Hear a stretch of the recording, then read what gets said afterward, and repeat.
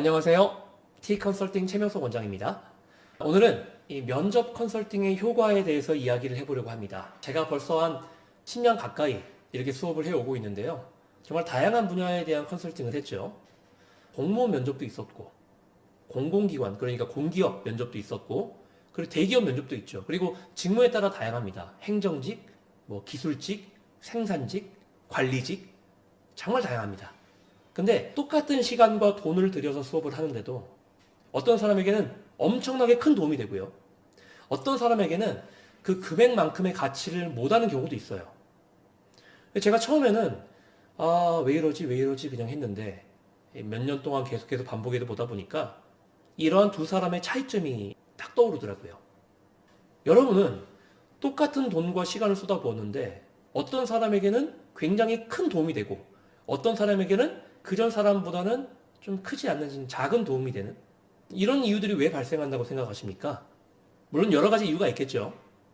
오늘 제가 이렇게 알려드리는 것도 그 이유들을 전체로 포괄하지는 않겠지만 그래도 대표적인 사례 두 가지에 대해서 이야기를 해보려고 합니다. 첫 번째는요. 어떠한 사람에게 시간과 경험이 주어지잖아요. 그 사람이 자기에게 주어지는 시간과 경험을 어떠한 태도로 맞닥뜨리며 살아왔는가입니다. 예를 들어서 똑같이 아르바이트를 했어요.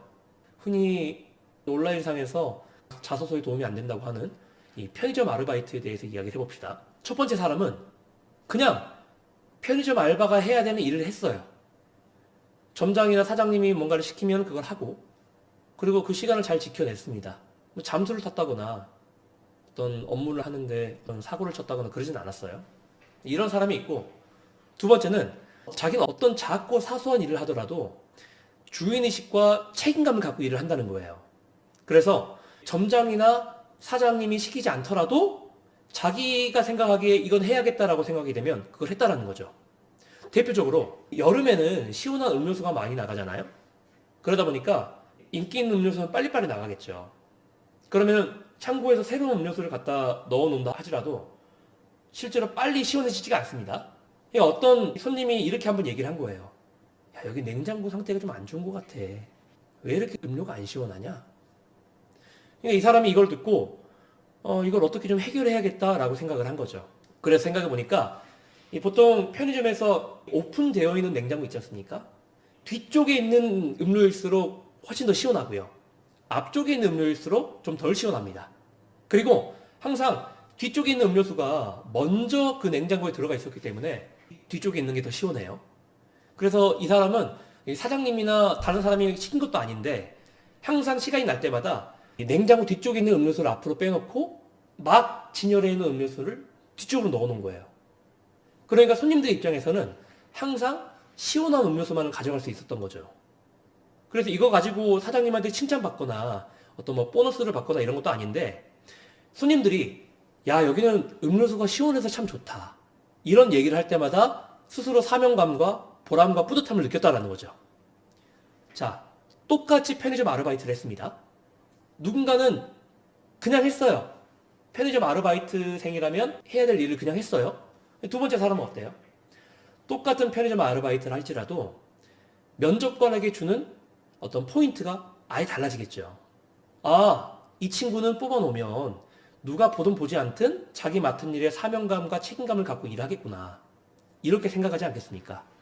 그러니까 이 두 번째 사례처럼 아주 사소한 일이라도 자기가 이때까지 살아온 환경 속에서 어떤 경험을 하잖아요. 그 경험을 훨씬 더 적극적으로 하려고 하고 또 남지 않더라도 뭔가를 배워보려고 하는 그런 마음가짐이 중요하다는 거죠. 두 번째로는 그 사람의 이 겉으로 보여지는 이미지인 것 같습니다. 보통 우리가 스피치 수업을 할 때 메라비언의 법칙이라는 것을 자주 이야기하거든요. 어떤 사람을 설득하는 데 있어서 그 사람이 하는 말의 내용은 100% 중에 약 7%밖에 차지하지 않는다는 거예요. 나머지는 뭐냐? 그 사람이 보여지는 첫인상이나 목소리나 이런 다른 것들, 외적인 요소들이 그렇게 많은 영향을 미친다는 거죠. 근데 가끔씩 면접 컨설팅을 하다 보면 서류로 증명할 수 있는 스펙은 엄청난 사람들이 많아요. 근데 이렇게 스펙이 엄청나다고 해서 합격률도 그만큼 비례하진 않거든요. 왜 그러냐? 스펙만큼의 이미지와 인상을 보여주고 있느냐. 이게 정말 중요한 것 같아요. 제가 몇 년 전에 수업했던 친구인데 26이었어요. 남자고. 막 4년제를 졸업했습니다. 자격증은 관련 학과를 나오면 딸 수 있는 기사 자격증 2개 있었고요. 다른 어떤 특별한 경험은 아무것도 없었습니다. 근데 저는 이 친구를 딱 보자마자 마음속으로 얘는 되겠다. 이렇게 생각했어요. 제가 그렇게 생각했다면 면접관도 그렇게 생각할 가능성이 있죠. 왜냐면 너무 이미지가 좋은 거예요. 여기서 좋다라는 것은 잘생기거나 예쁘다는 뜻이 아닙니다. 그 사람이 짓고 있는 인상과 표정과 자세와 제스처가 이 사람은 평생 동안 다양한 사람들과 원만한 관계를 형성하면서 살아왔구나 라는 것을 느끼게 만드는 이미지였단 말이에요.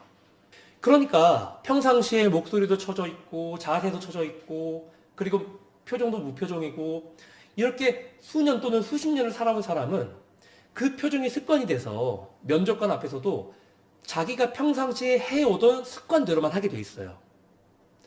아닌데요? 저는 면접 볼 때 굉장히 적극적으로 잘하고 있는데요? 말이 안 됩니다.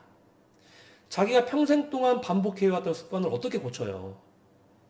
물론 의식적으로 신경 쓰고 있을 수는 있죠. 근데 사람이 뇌가 하나인데 머리가 하나인데 그런 외적 모습에 신경 쓰면은요 절대로 질문에 대한 제대로 된 답변을 못 합니다.